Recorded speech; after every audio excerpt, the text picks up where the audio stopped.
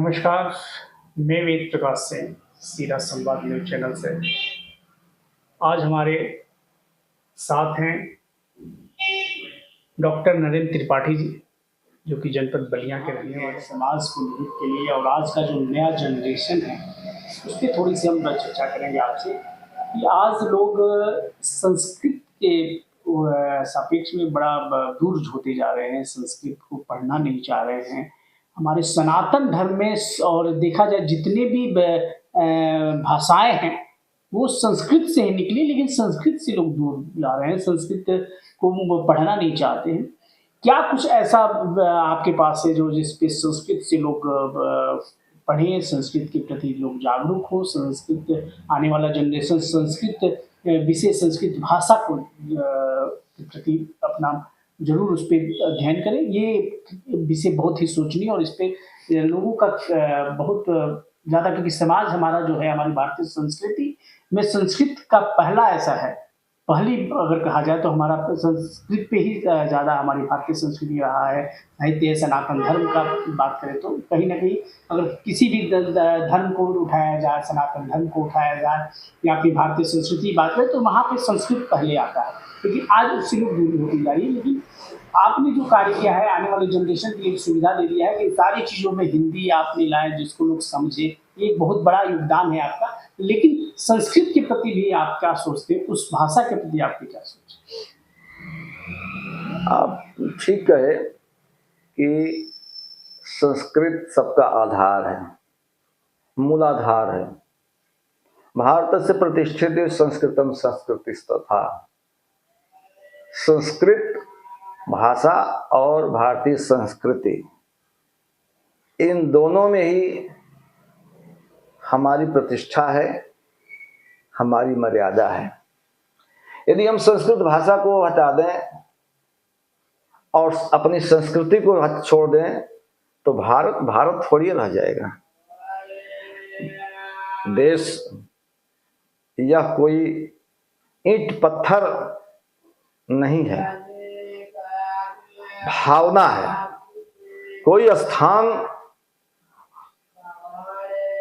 वह अस्थायी रूप से उस देश के रूप में रह जाए यह आवश्यक नहीं है। सामाजिक जो भावनात्मक संबंध है वही हमारी संस्कृति है और हमारी धरोहर है। विश्व की तमाम भाषाओं में संस्कृत प्राचीनतम है।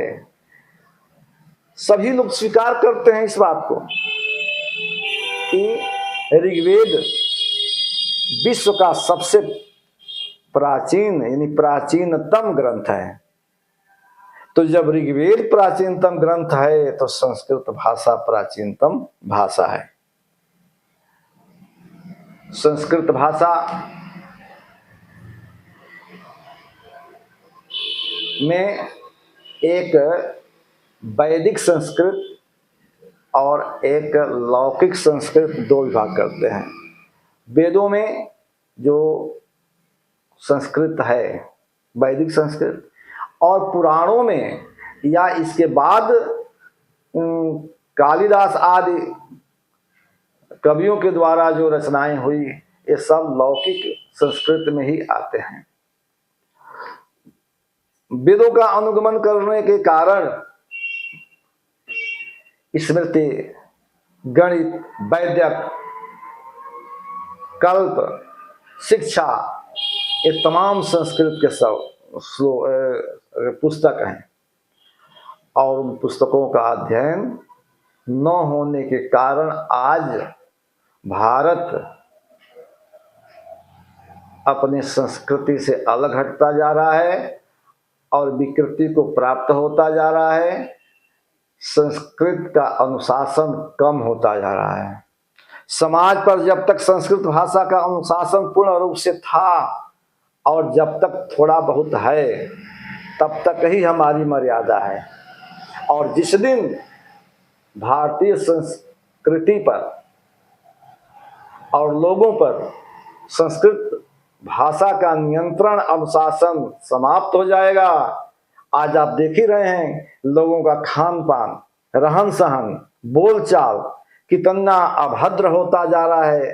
न तो कोई लज्जा है, न तो कोई शिष्टाचार है, न तो वाणी में, न तो कार्य में। इसके लिए संस्कृत आवश्यक है। संस्कृत ही संयमित करेगा लोगों को, आत्मनिर्भर बनाएगा, नियंत्रित करेगा। कोई कह दे कि संस्कृत भाषा में आजीविका नहीं है, यह गलत है। संस्कृत भाषा केवल ब्राह्मणों की भाषा नहीं है। संस्कृत भाषा केवल जैसे तैसे जीवन चलाने की भाषा नहीं है। संस्कृत भाषा पूरे समाज को आत्मनिर्भर बनाने की भाषा है। हमारे संस्कृत ग्रंथों को लोग ले जाकर चुरा कर और उस पर रिसर्च करते हैं, तो भारतीय लोग कहते हैं कि हाँ हाँ ये लिखा है। अगस्त संहिता में कैसे बैटरी बनाया जाए और कैसे विद्युत तरंग उत्पन्न किया जाए, इसको जब कोई दूसरा बताएगा तो लोग उसको समझेंगे। जब आप भारद्वाज द्वारा रचित विमानन की बात दूसरे के मुख से सुनेंगे तो कहेंगे हाँ है, लेकिन आप नहीं पढ़ते। इसलिए कि हमारे यहाँ संस्कृत पढ़ाने और संस्कृत पढ़ने पर जोर कम दिया जा रहा है। इसके लिए जितना सहयोग शासन से होना चाहिए उतना शासन से सहयोग नहीं हो पा रहा है। शासन से यह अपेक्षा की जाती है कि वे संस्कृत के तमाम ग्रंथों पर अनुसंधान कराएं, हिंदी में उसका अनुवाद कराएं और तब उसके आधार पर देखें। आज जितना हम विकसित कह रहे हैं उससे कहीं ज्यादा विकसित बातों की चर्चा उस समय आई है। तो देखा जिस प्रकार से डॉक्टर नरेंद्र त्रिपाठी जी ने संस्कृत विषय के बारे में भी हमसे चर्चा की। जरूरी है आज भारत सरकार को इस पे गहन अध्ययन करने की। क्यों? क्योंकि जब सरकार नई शिक्षा नीति को लेके आई है तो उसमें संस्कृत भाषा पे जिस प्रकार से हमारे पुरानी ग्रंथ को चुरा के आज नए नए आविष्कार पूरा पहले के लोगों ने किया है, वो हमारे ही भारतीय संस्कृति, हमारे ही साहित्यों से चुराया गया है। जिस प्रकार से डॉक्टर नरेंद्र त्रिपाठी जी ने बताया कि अगस्त संहिता में किस प्रकार बिजली उत्पन्न हुई, पहले से हमारे ग्रंथों में थी। किस प्रकार से जहाज बने, अगस्त मुनि जी की जो विमान संहिता है उससे पहले से ही रचना करके किया गया था। जिस साहित्य से, जिस हमारे पुराणों से जिस प्रकार से चुरा लिया गया और उसको अपना नाम दे दिया गया, जो आज हम उस पर कर रहे हैं कि नहीं, तो वो हमारी कहीं ना कहीं चोरी करके हमारे ग्रंथों से हुआ है। सरकार को दिखावे की जरूरत है। हमारी भारतीय संस्कृति को बचाना है। हमारे आने वाले जनरेशन में संस्कार पर अगर फिर से दोबारा लाना है भारत पुराने संस्कारों को, तो हमें संस्कृत को बचाना होगा। संस्कृत के अच्छे अच्छे कॉलेज और स्कूल विद्यापीठ बनाने होंगे। जिस प्रकार से भारतीय सरकार नई शिक्षा को नीति को लेकर जिस प्रकार से जागरूक है, हमारे संस्कृत भाषा को, हमारे पुराणों को, हमारे साहित्य को लेके भारत सरकार को जानना होगा। तो आज हमने चर्चा कई विषयों पे किया। इसकी चर्चा हुई, हमारे डॉक्टर नरेंद्र त्रिपाठी जी की रचनाओं के ऊपर चर्चा हुई। अभी सिर्फ रचनाओं का अवलोकन मैंने अपने चैनल पे कराया है कि जितनी 17 रचना है, फिर आने वाली जो रचना है 18वीं, हम हर रचना के उसके क्या महत्व है, क्या है, इससे अलग अलग एक एक एपिसोड बना के आपको उसके बारे में जानकारी देंगे। क्योंकि कुछ ऐसी चीजें हैं जो हम लोग नहीं जानते हैं, और खास तौर से जनपद बलिया जो उत्तर प्रदेश का पूर्वी भाग है, वहां से जन्मे डॉक्टर नरेंद्र त्रिपाठी जी के बारे में आज हम चर्चा कर रहे हैं। बलिया ऐसे लोगों को विभूतियों को जन्म दिया है जिसके बारे में हम लोग नहीं जानते, उसको जानना जरूरी है।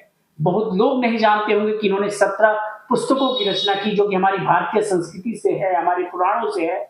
ऐसी ऐसी बातें आज हमारे बीच आई हमारे चैनल पे, जिसको लोग जानेंगे और भी इनसे चर्चाएं होती रहेंगी। भागवत पे गहन अध्ययन होगा, इनकी पुस्तकों पे गहन अध्ययन होगा और इनसे आगे भी मिलते रहेंगे। फिलहाल के लिए इतना ही। मैं अपने सहयोगी के साथ, मैं अपने और डॉक्टर नरेंद्र त्रिपाठी जी की तरफ से सभी प्यारे दर्शकों को मैं चाहूँगा आगे भी हमारे साथ बने रहिए। इनकी जितनी भी रचनाएं हैं, फिर से मैं बता दूं, हम लोग बहुत जल्द हर रचना पे एक गोष्ठी का आयोजन अपने चैनल पे करेंगे, उसके बारे में जानेंगे। फिलहाल के लिए इतना ही। मैं वेद प्रकाश सिंह, नमस्कार।